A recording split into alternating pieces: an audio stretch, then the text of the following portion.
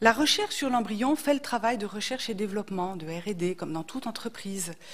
La recherche sur l'embryon, elle n'a pas, depuis 20 ans, au moins 20 ans qu'elle existe, permis des progrès thérapeutiques majeurs. Je vous mets au défi d'en citer, pas permis de progrès thérapeutiques majeurs. Mais pourquoi est-ce qu'on la continue? On la continue parce qu'il faut améliorer cette chaîne de production assez peu rentable. Donc le système doit s'auto-alimenter et s'auto-améliorer lui-même. Et peu à peu, une philosophie que l'on nomme maintenant de qualitariste, philosophie qualitariste du produit se met en place. C'est-à-dire que cette philosophie qualitariste, c'est au lieu de considérer le bien ou la bonté des choses, ça considère sa qualité. Et nous voyons que nous sommes dans un monde de plus en plus normé et qu'on s'attache de plus en plus à la qualité. C'est aussi possible donc pour la personne humaine. Et c'est d'autant plus possible que dans cette loi, le double don de gamètes, qui est quand même un petit peu étrange, pourquoi un double don de gamètes alors qu'il y a plein d'embryons disponibles pour être donnés et réimplantés chez d'autres couples? Eh bien, le double don de gamètes veut dire double karyotype, et donc on vérifie la qualité des gamètes. Mais aussi, dans le fameux article 17 déjà cité, la possibilité de faire des embryons transgéniques permet aussi d'améliorer la qualité du produit final. Enfin, les perspectives de développement, on les a largement citées, c'est évidemment la gestation pour autrui. On ne peut pas imaginer qu'on résistera. D'abord, on est en train de la reconnaître très insidieusement à l'étranger, et après, on nous fera pleurer, pardonnez-moi l'expression, mais c'est vraiment ça, on nous fera pleurer en nous disant les pauvres couples doivent aller à l'étranger. C'est injuste, c'est ce qu'on est en train de faire pour la PMA, donc reconnaissons-le en France. Alors, qui est-ce qui tire profit de cette chaîne de production artificielle? C'est quand même ça qui est intéressant à regarder. Les premiers qui en tirent parti, ce sont les adeptes de l'idéologie moderniste, qui cherchent à améliorer l'humain, à l'affranchir, à l'émanciper toujours plus, acceptant, mais vous remarquerez, c'est seulement pour autrui, le risque prométhéen de créer des personnes de plus en plus désaffiliées de leur ancrage charnel, biologique, généalogique.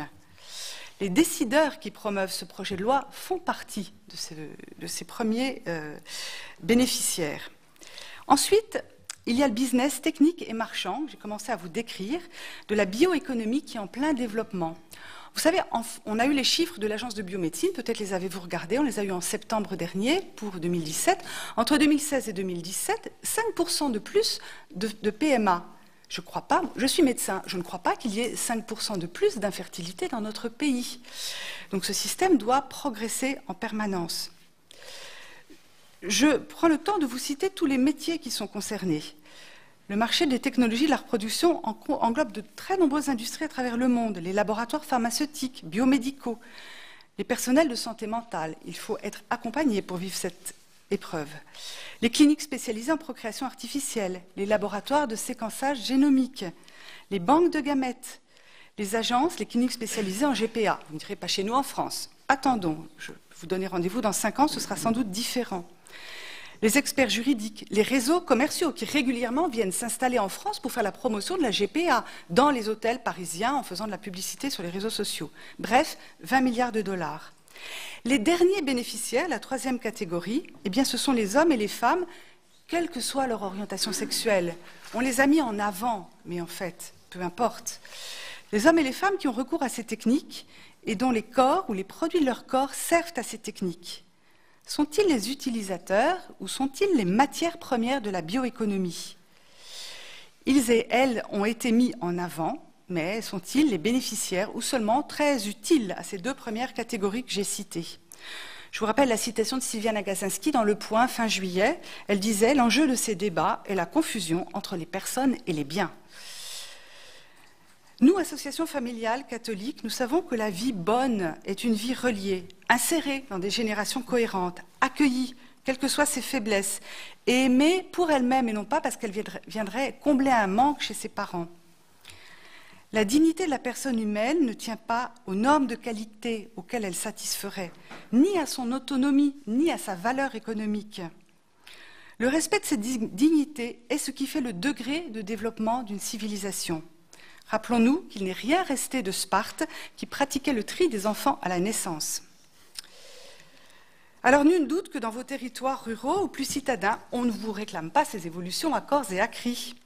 En fait, ça n'intéresse pas grand monde. Vous savez, nous avons tracté ce week-end, il y a eu des piquets de mobilisation, vous avez peut-être entendu parler de ça. Ça n'intéresse pas grand monde, il y a beaucoup de gens qui méconnaissent ce projet de loi. Le bricolage de l'embryon, c'est un truc de Parisien, quand on habite le Quercy, les Mauges ou le Chablais. La loi ne peut pas répondre à toutes les souffrances ou toutes les douleurs. C'est malheureux, mais c'est ainsi. En revanche, son rôle est d'empêcher un certain nombre d'abus, en particulier d'organiser un droit à l'enfant, parfait, et de résister à la poussée de la bioéconomie. Le rôle de la loi est de mettre des limites au désir de toute puissance afin que la vie en société, tous ensemble, puisse rester possible. Cette société, nous avons choisi de la fonder sur une triple devise dont la relecture que je laisse à Bertrand Lionel Marie éclaire singulièrement ce projet de loi. En guise de conclusion, je voudrais vous remercier et pour votre courage et votre clairvoyance, et je remarque que je suis la troisième personne à faire appel à votre courage. Votre courage, car comme le disait Peggy, il faut toujours dire ce que l'on voit, et votre clairvoyance, car il faut toujours, et c'est plus difficile, voir ce que l'on voit. Je vous remercie. Mesdames et messieurs les sénateurs, merci de nous accueillir et de nous écouter. Ce projet de loi, dont nous pourrions croire, en cédant à l'ère du temps, qu'il participe de l'octroi de nouveaux droits et d'un progrès prétendument inéluctable, doit être questionné. Et il est de votre noble et lourde responsabilité, en tant qu'élu de la nation, de prendre le temps de le faire avec courage. Nous vous proposons un éclairage à la lumière des valeurs de la République auxquelles nous sommes tous ici attachés. Liberté. D'emblée, le débat qui a animé notre société depuis les États généraux de la bioéthique jusqu'au processus législatif en cours appelle des observations sur la liberté d'expression, la liberté de réunion ou la liberté de manifestation constitutionnellement garantie. On pourrait y revenir.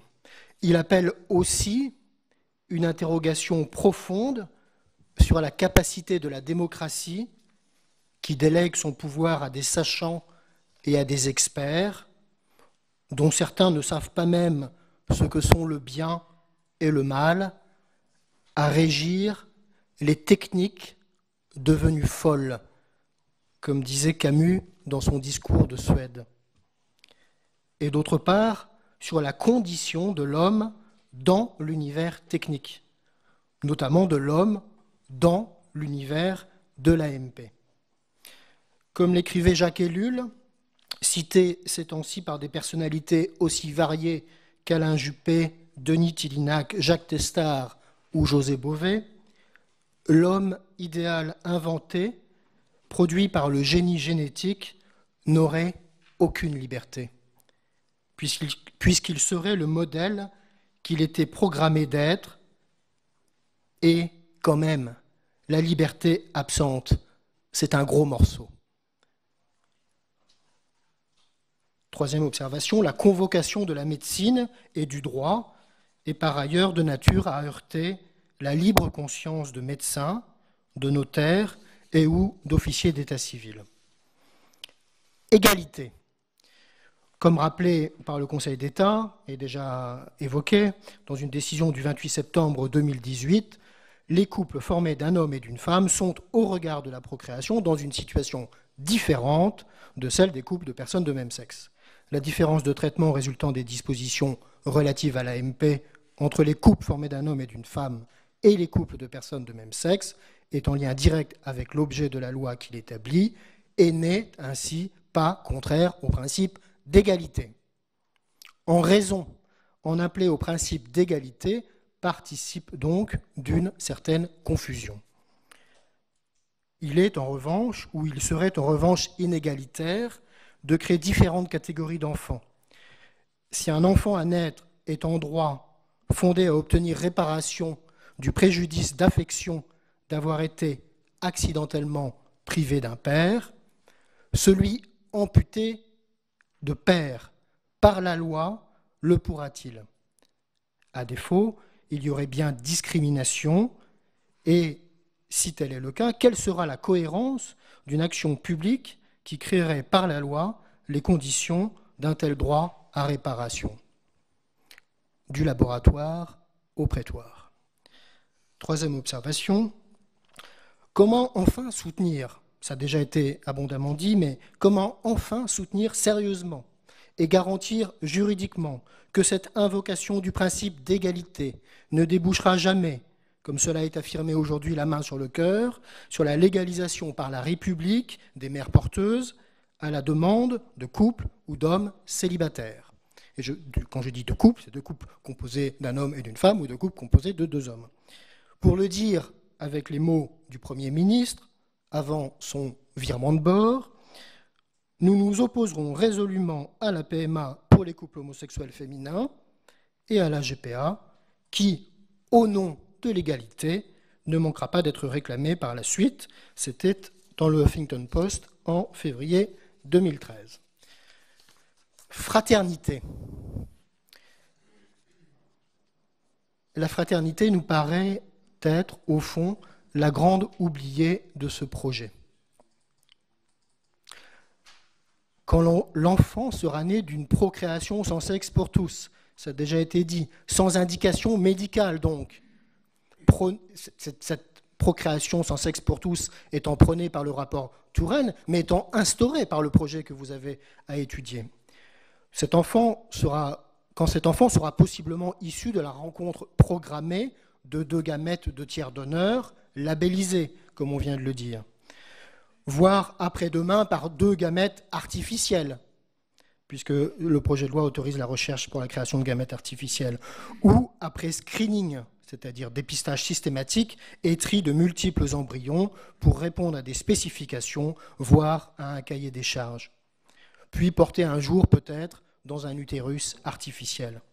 Cet enfant sera-t-il encore notre frère en humanité ? Attendrons-nous un avènement, une naissance ou une livraison ? Quel regard porterons-nous sur ce nouveau-né ? Alors que nous prenons trop lentement conscience des méfaits du productivisme sur notre environnement, sur notre maison commune, Sans nature, pas de futur, titrait récemment un grand magazine de mode. N'est-il pas paradoxal, au mépris des générations futures, de céder, en matière de procréation humaine, à l'artificialisation à tout crin et à un prométhéisme drapé dans un progressisme de bonne aloi? Un authentique humanisme ne devrait-il pas prendre soin, au premier chef, des générations futures? Si une transition écologique est requise, ça a déjà été évoqué, la bioéthique ne peut rester en dehors de son champ.